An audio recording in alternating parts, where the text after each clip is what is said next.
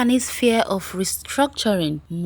Umar Ardo, Ph.D.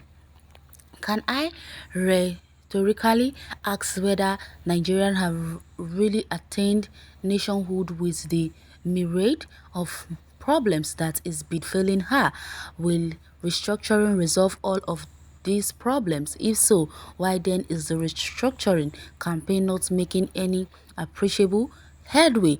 My answer to this question are simple. Yes, Nigeria has attained high level of nationhood, but with also high level of unresolved problems.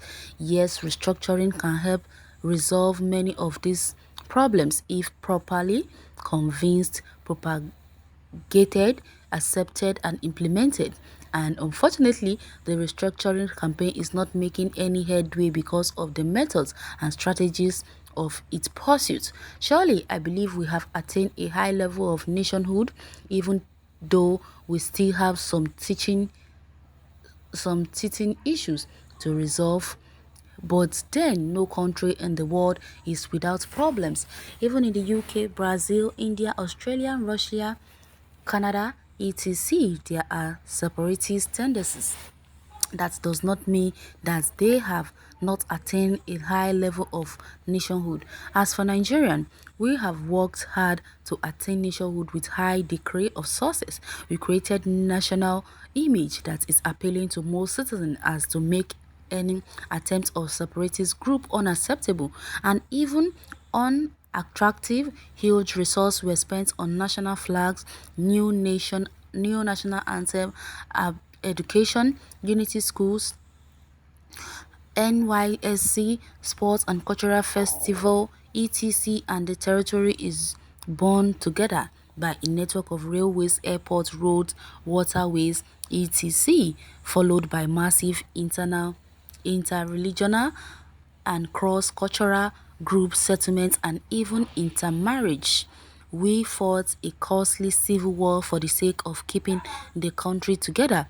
Our entrepreneurs on all divides have invested heavily in all parts of the country. All these have collectively created a sense of nationhood among regional Nigerians, but still there are fundamental structural issues pervading the country.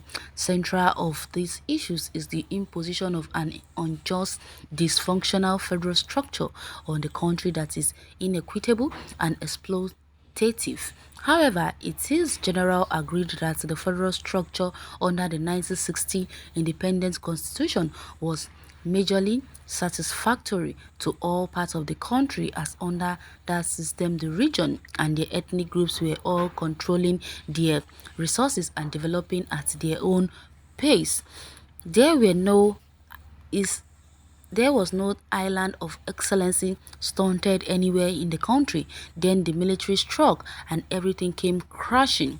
The federal structure abolished and unitary system imposed, and when the same military wanted to hand over power, they put in what I call a little of federal and little of unitary democratic structure. And since then, Nigerians' political debates and struggles have been between federalists and the unitarists, taking ethnic, religious, and sectional ties depending on who's in power.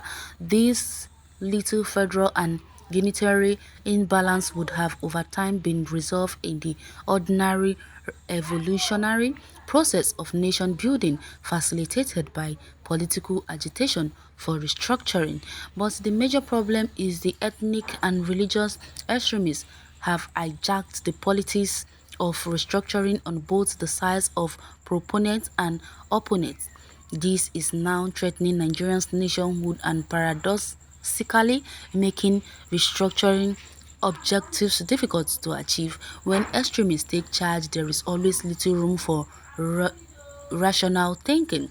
The religious extremes are mainly in the north and the ethnic extremes mainly in the south. Over time, the views and action of these two extremist groups have driven and complicated the politics of the country. No matter who is in power, this key problem exacerbated whatever structural defects there are in the country.